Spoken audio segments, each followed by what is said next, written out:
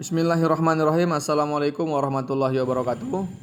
Alhamdulillah kita sudah sampai di Gedung Futsal Waterboom Desa Jatisari, Kecamatan Padang Tualang, Kabupaten Langkat.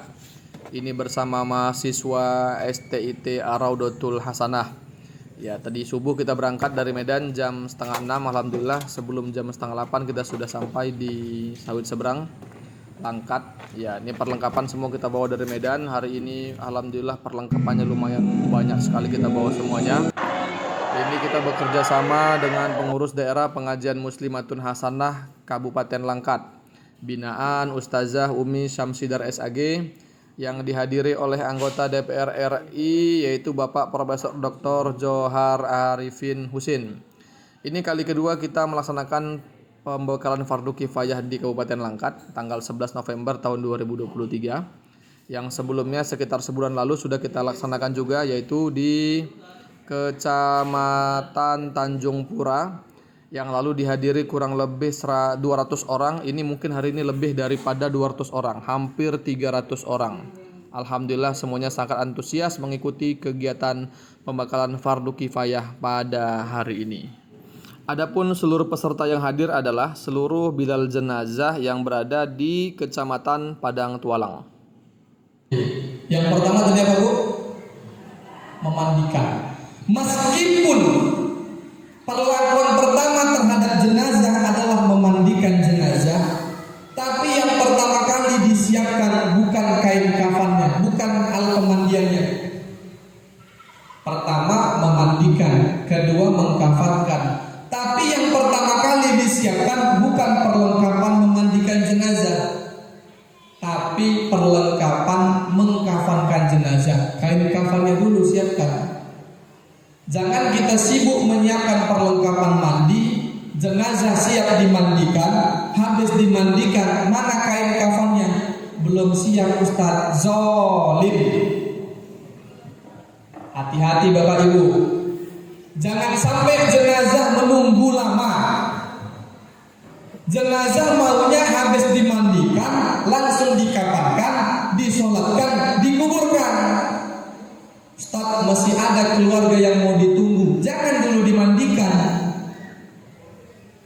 Atau kalaupun katanya mandikan saja dulu, yang penting yang 3 selesai. Mandikan, mengkafankan, solatkan.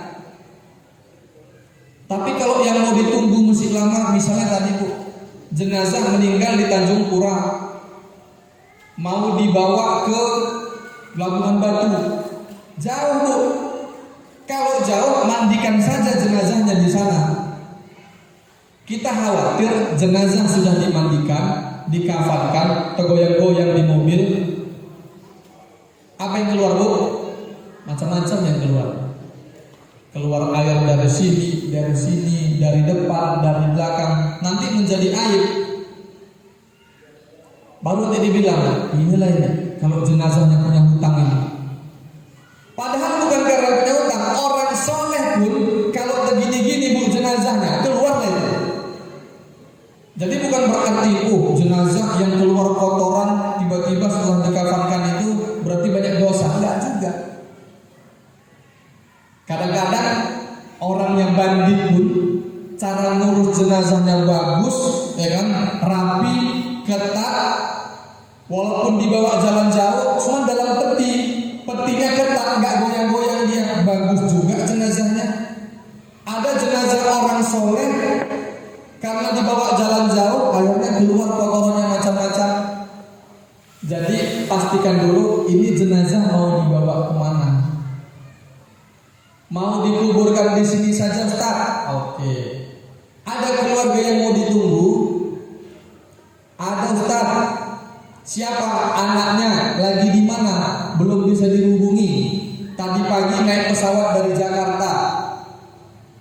Pastikan dulu jam berapa kira-kira nyampe-nya. Atau kalaupun mau kita urus, berarti kalau mau kita urus sekarang, selesai kita bawa. Jangan tunggu-tunggu lagi.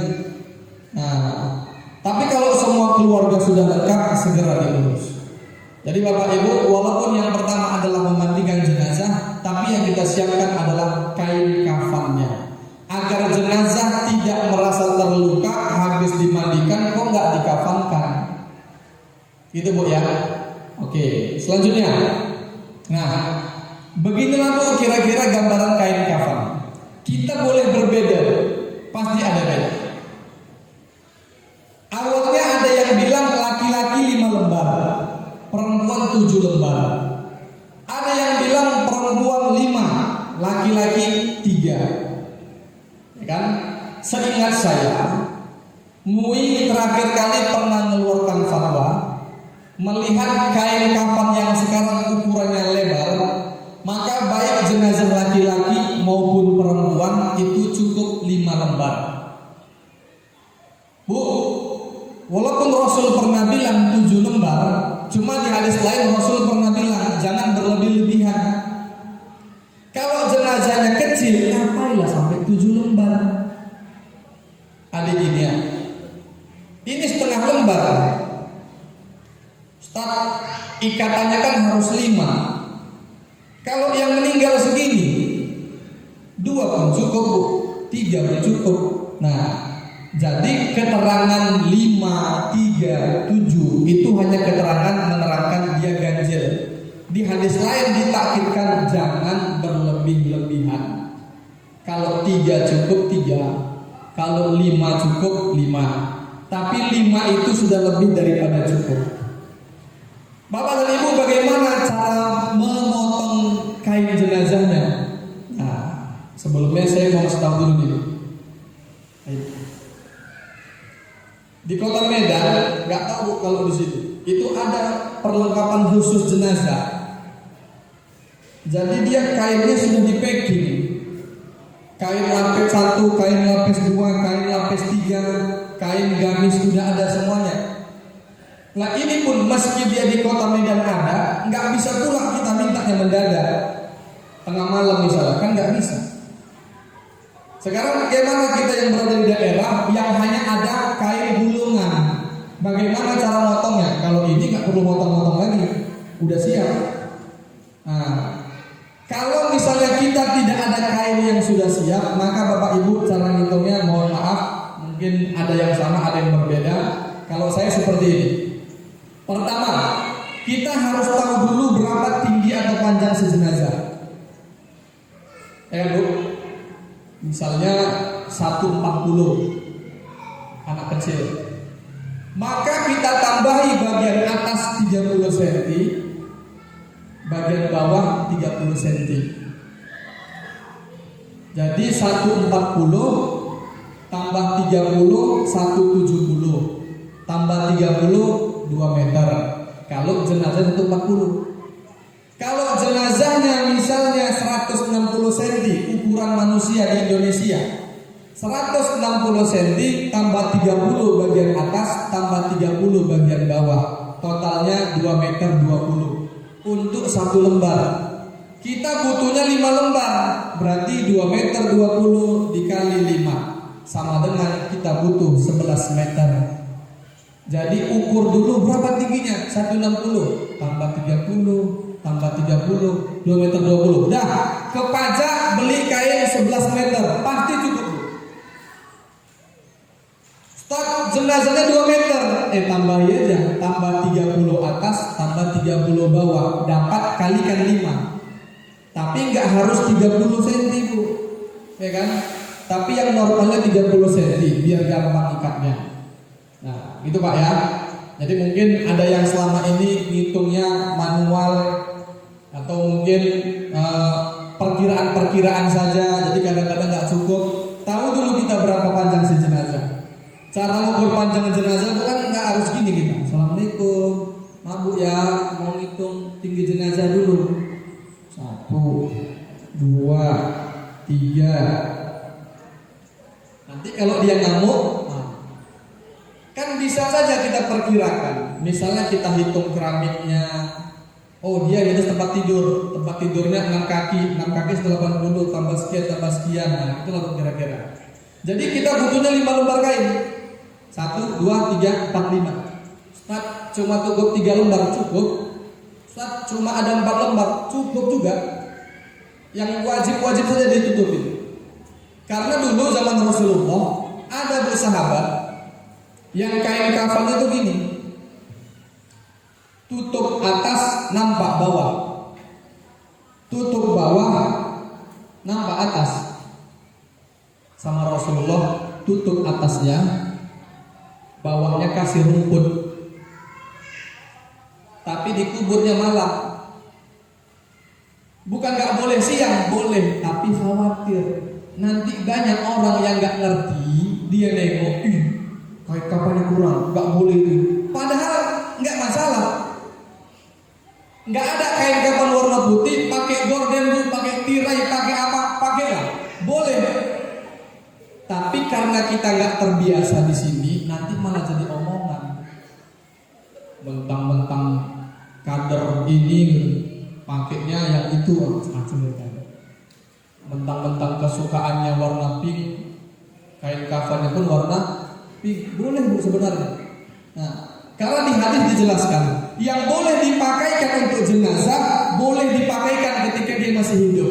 Jadi kalau saya hidup pakai ini bu, nanti pun kalau saya meninggal pakai ini pun boleh juga. Tapi kan lucu dilihat orang. Kalau kita semua yang ngerti dia biasa aja boleh kok, kenapa rupanya? Nah kita menghindari orang-orang yang tidak ngerti. Nanti diomongi ke sana, omongi kemari.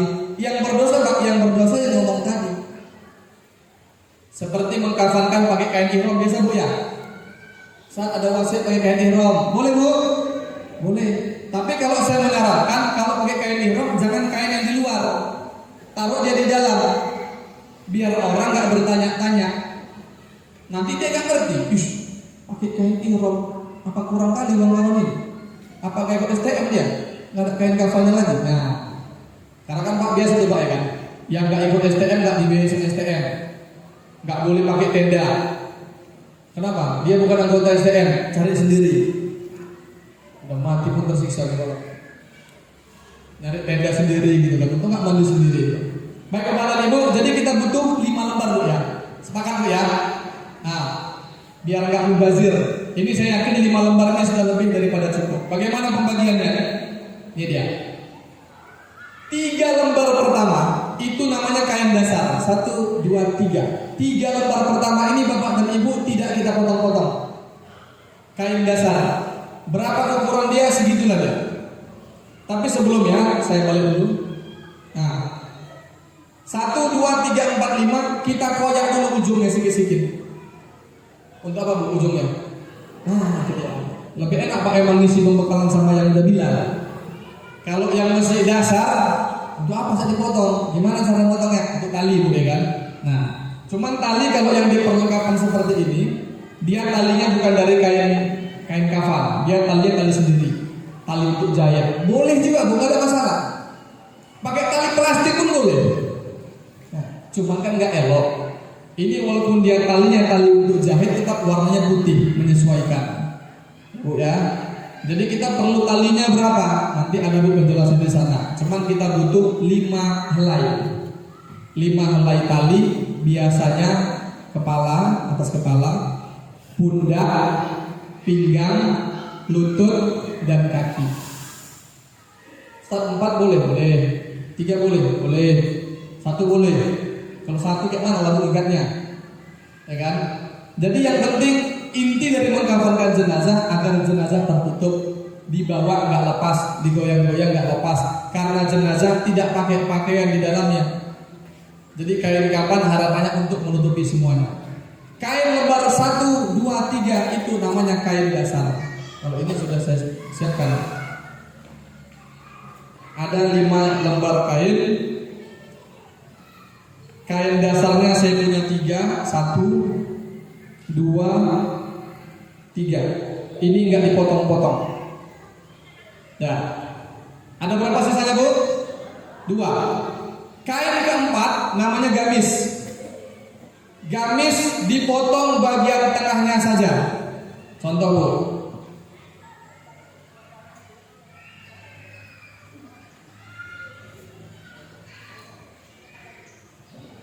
Ini namanya gamis bu. Dibolongi bagian tengahnya. Nah, ada yang bolonginya segitiga gini bu, ya kan? Ini sebenarnya segitiga, cuma ini nggak saya potong, sisanya. Kenapa nggak saya potong? Karena saya biasa kalau ngurus kain kafan, saya nggak mau ada kain sisa. Karena kalau itu dipotong seperti ini, pasti ada sisa. Sisa ini apa ya, Bu? Kadang-kadang kan, Bu, ada orang yang kurang kerjaan, datang ke tempat orang meninggal bukan mau takziah, mau nyari sisa kain kafan. Ada Pak ya kan? Ada. Nah, jadi untuk menghindari adanya sisa kain, maka ini nggak saya ambil, nggak saya potong. Cuman saya buat segitiga lubang aja, sekedar bisa masuk. Dah. Ini Pak, bagian depan lebih panjang daripada bagian belakang. Biasa kalau ada orang mau dikafankan, Bu, ditutupi pakai tirai. Ya Bu ya. Biar apa Pak? Biar nggak nampak. Tapi yang megang tirai nengok juga gini. Kenapa tutup pakai tirai? Biar nggak nampak. Tapi yang megang tirai nengok juga. Nah, jadi sebenarnya siapa yang boleh melihat? Tadi Prof bilang jangan sampai orang yang belum bukan muridnya ikut ngurus jenazah. Tengok ke kanan kiri, siapanya ini? Kalau bukan keluarga, keluar dulu. Tapi Bu, nanti ini kalau modelnya seperti ini yang saya buat, ini ketika kita mengkafankan jenazah, enggak pun ditutup pakai tirai, enggak nampak auratnya. Jadi mau terbuka pun auratnya enggak nampak. Nanti bagaimana penyusunannya biar auratnya tidak nampak. Percuma lah kita tutup, ya kan? Cuman yang lain pun nengok-nengok gini juga. Nah, nengok dia. Ya syukur kalau itu laki-laki yang nengok laki-laki. Tapi kan nggak pernah ada, Bu, jenazah perempuan lagi dimandikan, nggak pernah ada yang megang tirai itu laki-laki perempuan. Pasti laki-laki juga. Kadang-kadang silap juga dia mungkin kan. Oh, ini tinggal rupanya. Nggak pernah nampak dari dulu. Jadi kita hindari yang seperti itu. Maka tadi di awal kita bilang, siapa yang urus jenazah? Siapa yang paling berhak dapat warisan? Dialah yang paling berkewajiban urus jenazah. Bu bilang nanti Bu ya sama anak-anaknya Bu ya. Nah, jadi kain 1, 2, 3 kain dasar, kain 4 namanya kain gamis atau baju seperti yang saya pakai. Berapa kain dulu Pak? 4. Sisanya berapa Pak? 1 kain lagi Pak, kita bagi 3. Sepertiga Bu untuk sarungnya, sepertiga untuk cawat atau celana dalam, sepertiga kalau laki-laki sorban, perempuan jilbab.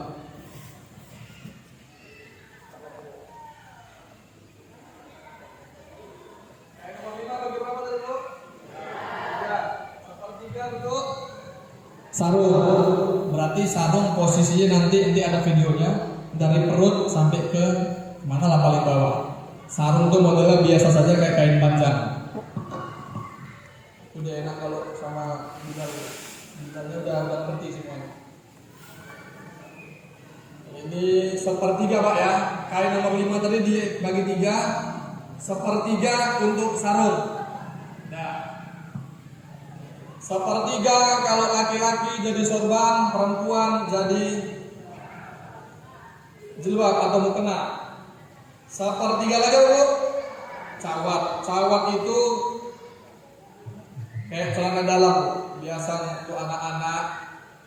Nah, pampers ya, gini Bu modelnya, kan sepertiga juga, ya kan? Saya praktekkan Bu ya. Dan kita tahu Bu, talinya di bagian belakang. Itu yul Pak. Ambil dari bawah, baru ikat. Bu, yang video kan jangan di-share Bu ya.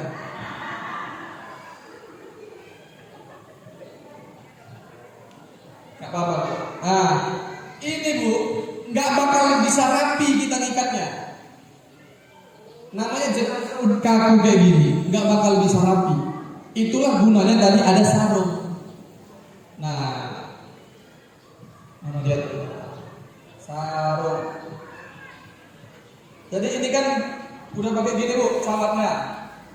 Kan nggak rapi. Nanti sebelum dibungkus baru rapikan dulu pakai sarungnya. Jadi nggak nampak cawatnya tadi. Nah, ini Bu ya. Ya, jadi kainnya ada 5 lembar.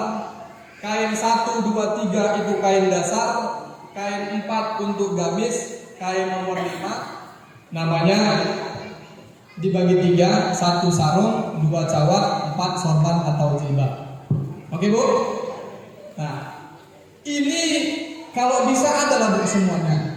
Saya bilang kalau bisa karena nggak wajib.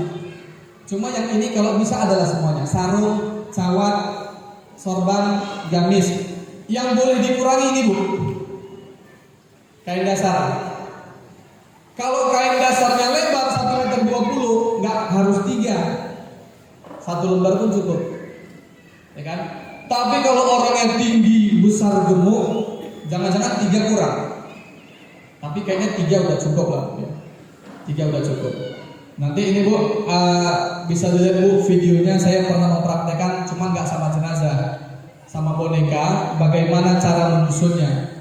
Dari mulai yang 5 lembar ini, kemudian ini potongannya, ini penyusunannya gimana. Untuk itu Bu, sama-sama kita lihat video yang akan dinampilkan.